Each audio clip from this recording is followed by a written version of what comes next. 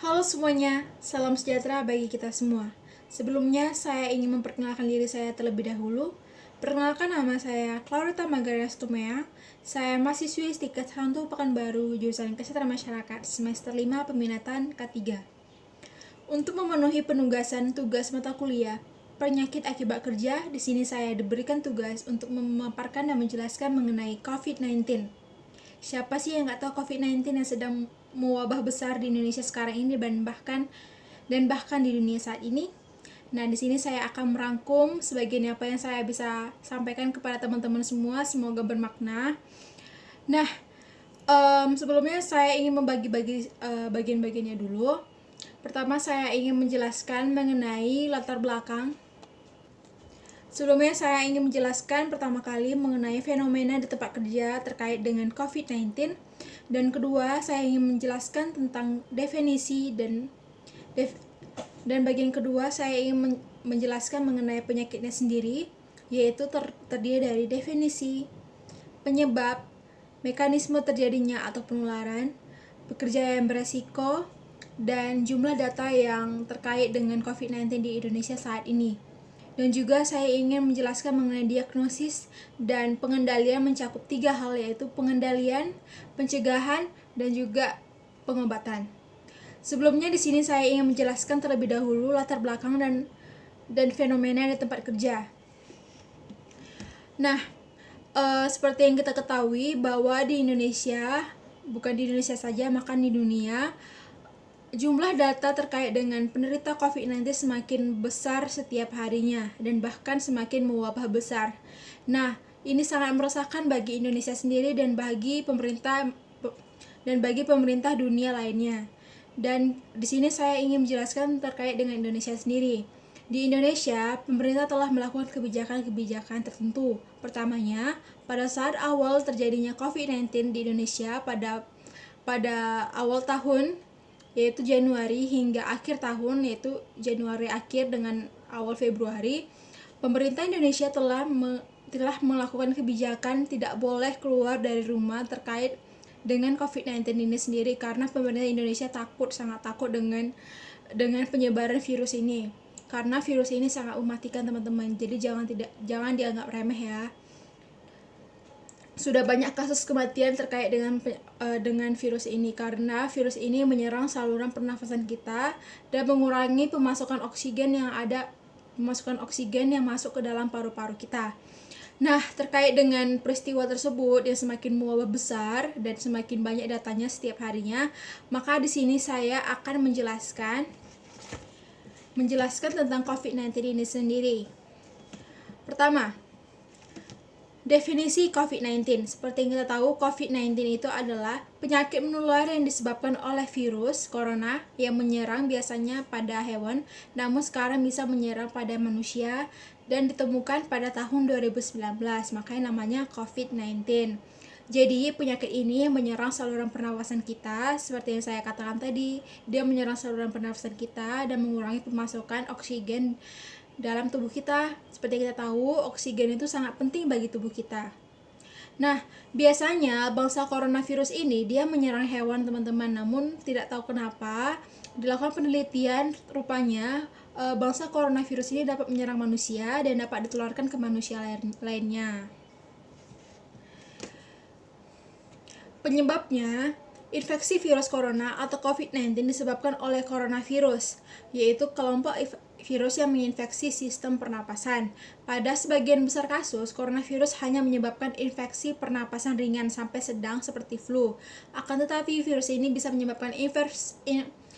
dapat menyebabkan infeksi pernapasan yang lebih parah lagi dan lebih kronis lagi.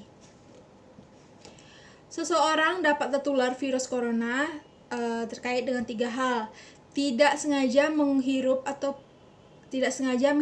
percikan ludah, karena penyebaran virus corona ini sangat cepat, teman-teman. Dia tuh berada pada air liur kita. Jadi gampang sekali menyebarnya, baik lewat mata, baik lewat hidung, baik lewat pengecapan kita, yaitu lidah. Jadi lalu yang kedua, memegang mulut atau hidung tanpa mencuci tangan. Nah, seperti yang kita tahu, di tangan kita ini tidak tahu apa saja yang ada di sini. Ada bakteri, bahkan virus, yang bahkan bisa menyebabkan penyakit-penyakit lainnya seperti diare dan penyakit-penyakit lainnya. Makanya saya menghimbau kepada teman-teman semua agar untuk menjaga kebersihan badan kita dan menjaga kebersihan tangan kita. Baru yang ketiga itu adalah kontak jarak dekat dengan dengan pasien COVID-19. Ini sangat tidak perbolehkan teman-teman, karena agar untuk memutus rantai COVID-19 ini, kita harus membantu pemerintah dalam menegakkan 3M, memakai masker, menjaga jarak, dan juga mencuci tangan dengan bersih. Mekanisme terjadinya COVID-19. Nah, karena di sini agak panjang teman-teman, sebaiknya saya bacakan saja ya.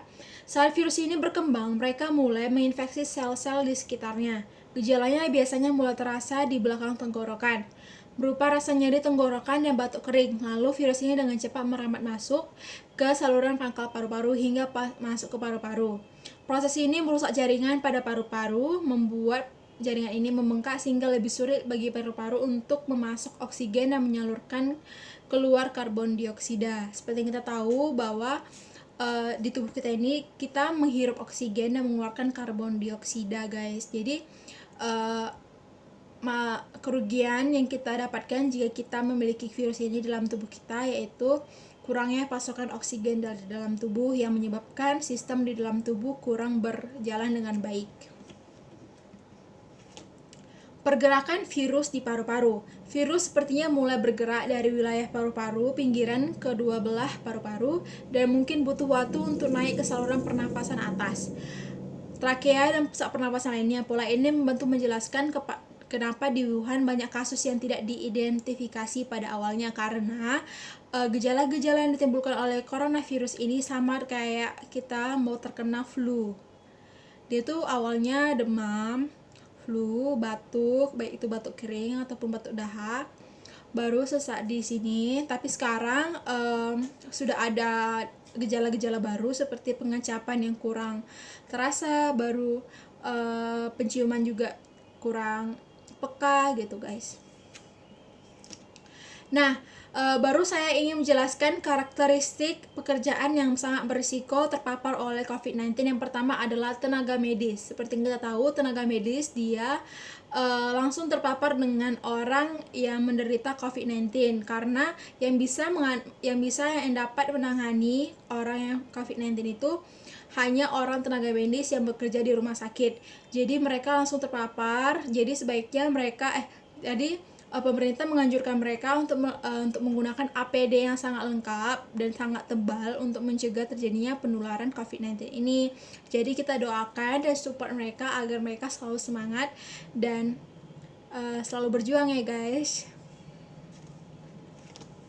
Baru yang kedua adalah pekerjaan petugas gawat darurat. Selain dokter atau perawat, mereka yang bekerja sebagai petugas darurat seperti seperti pemadam kebakaran, petugas medis, pengemudi ambulan, dan polisi polisi yang pertama kali dihubungi pasien virus corona. Yang kedua adalah pekerja jasa. Seperti yang kita tahu, pekerja jasa seperti kurir, baru tukang salon, atau bahkan yang lainnya yang langsung berkontak langsung dengan pasien dan konsumen diharapkan untuk selalu menjaga dan menerapkan 3M, memakai masker, mencuci tangan sesudah melakukan kontak langsung dengan orang-orang lainnya, masyarakat lainnya, dan juga jangan lupa untuk melakukan social distancing ya. Lalu pekerjaan tidak fleksibel. Seperti yang kita tahu bahwa akibat dari corona ini banyaknya perusahaan yang memotong jumlah pekerjanya. Maka orang-orang yang telah di PHK dari pekerjaannya, mereka tidak memiliki pekerjaan. Jadi untuk menafkahi hidup mereka, ada juga orang yang melakukan segala apapun untuk mendapatkan uang untuk memenuhi kebutuhan sehari-hari mereka. Jadi ini salah satu faktor yang tidak bisa dihindari lagi, karena perusahaan juga rugi. Lalu adalah kru penerbangan. Kalau kru penerbangan, karena mereka tuh terpapar dengan segala bentuk manusia, segala suku dan bangsa manusia. Karena di dalam penerbangan ini orang-orang yang ingin traveling dari kota ini ke kota lainnya, mereka terpaksa untuk melayani mereka karena mereka adalah konsumen konsumen, jadi harus dilayani. Jadi makanya di dalam penerbangan, baik itu di dalam kereta api, baik bus station, semuanya kerja jasa harap untuk menjaga kesehatan kalian. Jangan lupa untuk menerapkan protokol kesehatan ya. Baru adalah pekerja seni. Seperti yang kita ketahui, aktor, penari, dan juga koreografi, editor gitu kan. Mereka itu adalah public figure. Jadi tugas mereka itu setiap hari pasti ada, baik itu syuting ataupun pekerjaan lainnya yang memaksa mereka untuk berada di kerumunan banyak orang. Karena kan kalau misalnya public figure itu pasti ada editor, ada yang untuk merekam, ada yang untuk apakan cahaya. Jadi mereka terpaksa untuk berada di suatu kerumunan. Jadi diharapkan semuanya harus melakukan seperti apa yang saya katakan tadi ya. Nah, jumlah data dan informasi kasus COVID-19 di Indonesia. Di sini saya akan memaparkan tabel, di mana yang saya dapatkan tabel ini dari pertengahan bulan Mei, yaitu 19 Mei sampai dengan 14 Desember. 14 Desember mungkin udah lewat, tapi ya nggak apa-apa ya teman-teman, saya ingin membagikan sedikit aja informasi. Seperti kita tahu, di 19 Mei didapatkan ada kurang lebih, ini baru-baru awal ya teman-teman, jadi awalnya tuh sudah mencapai 1.000, hampir 2.000 pasien. Baru yang pada tanggal 22 Juli ada terdapat hampir 4.000. Pada 24 September sudah melebihi kayak 2 kali lipatnya, yaitu hampir 6.000. Dan pada 27 November keadaan ya lumayan stabil sih ya, kayak masih antara 4.000 dan 6.000. Pada 14 Desember mencapai hampir 8.000 sekian. Jadi seperti kita tahu bahwa kasus COVID-19 di Indonesia ini semakin hari semakin melonjak guys. Jadi harap untuk kita semua untuk bekerja sama bersama pemerintah untuk melawan kasus COVID-19 ini agar semakin harinya semakin berkurang. For your information, pemerintah sepertinya sudah mendapatkan vaksin corona yang akan diluncurkan. Dari pemberitahuannya sih pada bulan Januari atau pada bulan Februari. Yang pertama untuk menggunakan vaksin ini adalah presiden kita sendiri, yaitu Bapak Joko Widodo. Semoga dengan adanya vaksin ini membuat keadaan negara kita dan keadaan negara lain juga semakin baik ke depannya, dan kita bisa melakukan pekerjaan kita seperti biasa, aktivitas seperti biasa tanpa harus social distancing lagi. Doakan ya teman-teman. Nah, baru pasien sembuh dan meninggal. Meski terjadi penambahan kasus baru COVID-19, pemerintah juga melaporkan terdapat penambahan pasien yang sembuh. Dalam data yang sama, ada penambahan 5.699 pasien COVID-19 yang sembuh dan dianggap tidak lagi terjangkit oleh virus ini. Namun, pemerintah mengumumkan kabar duka tetap adanya penambahan pasien COVID-19 yang meninggal dunia dalam 24 jam terakhir. Ada 155 orang yang tutup usia setelah dinyatakan positif virus corona. Nah, dari data ini sendiri kita dapat menyimpulkan bahwa corona ini bukan main-main guys. Dia tuh telah menyebabkan 155 orang dalam 24 jam terakhir meninggal dunia. Secepat itu, karena dia tuh menyerang sistem pernapasan kita inilah yang sangat dibutuhkan oleh tubuh kita. Gitu kan, karena tubuh kita tuh sangat memerlukan oksigen selain dengan kebutuhan primer lainnya seperti air, makanan, dan sumber gizi lainnya. Nah, Di sini saya ingin menjelaskan P3, yaitu adalah pengendalian, pencegahan, dan pengobatan. Kalau pengendalian, kalau menurut saya, kita kan sekarang belum menemukan vaksinnya ya, belum meluncurkan vaksinnya, masih dalam proses pembentukan. Nah, di sini saya ingin menjelaskan pengendalian dan pencegahan, saya gabungkan aja ya. Menjelaskan bahwa pertama kita harus menerapkan protokol kesehatan, social distancing. Jangan dekat-dekat dulu, jangan berada di suatu kerumunan, jauhi kerumunan. Baru jangan bersentuhan fisik seperti memegang tangan ataupun lain-lainnya. Baru jika memegang suatu barang, pastikan barang itu bersih dulu, atau enggak kalau kalian megang barang, pastikan kalian langsung memakai hand sanitizer untuk mencegah dan membunuh bakteri-bakteri dan kuman-kuman, atau bahkan mencuci tangan aja, atau bahkan mandi aja.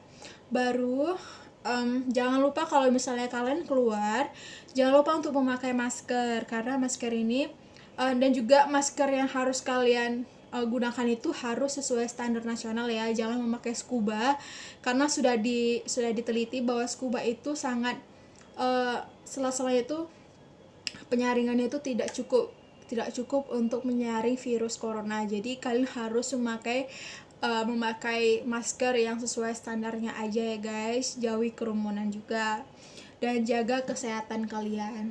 Dan juga jangan lupa berolahraga dan cukupi asupan gizi kalian. Bagi kalian yang sedang diet, tidak untuk memutuskan untuk hanya memakan buah aja atau sayuran aja. Memang boleh, memang sangat dianjurkan untuk makan buah dan sayuran. Namun tidak lupa juga kalian harus mencukupi kebutuhan sehari kalian, kalori sehari kalian, hitung BMI kalian. Jadi tidak untuk memutus untuk langsung karbohidrat, tidak boleh dimakan, protein tidak boleh dimakan, tapi harus memenuhi kebutuhannya tapi dengan porsi yang secukupnya aja ya guys. Nah, sepertinya semuanya telah saya sampaikan. Oh ya, tunggu. Karena ini mencakup dunia pekerjaan di tempat kerja, maka saya akan menyimpulkannya.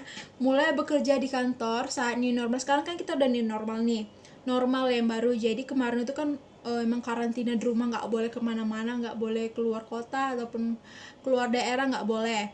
Nah, dengan adanya new normal sekarang, ini saatnya kita untuk berproduktivitas dengan mencegah kerumunan, boleh beraktivitas tapi tetap melakukan protokol kesehatan. Pertama, mulai bekerja di kantor saat new normal memang memerlukan persiapan yang maksimal. Jadi, pastikan melakukan cara mencegah virus corona di tempat kerja dengan cara-cara di atas yang seperti saya jelaskan tadi. Dengan menerapkan panduan ini diharapkan dapat minimalisir risiko dan dampak pandemik COVID-19 pada tempat kerja, khususnya perkantoran dan industri. Nah, sekian dari apa yang bisa saya sampaikan. Kiranya apa yang bisa saya sampaikan bermakna bagi teman-teman semua dan membantu kita untuk menjalani kehidupan normal selayaknya kita biasanya seperti dulu. Jadi semoga video ini bermakna bagi kalian, dan jangan lupa untuk menjaga protokol kesehatan. Terima kasih telah menonton guys.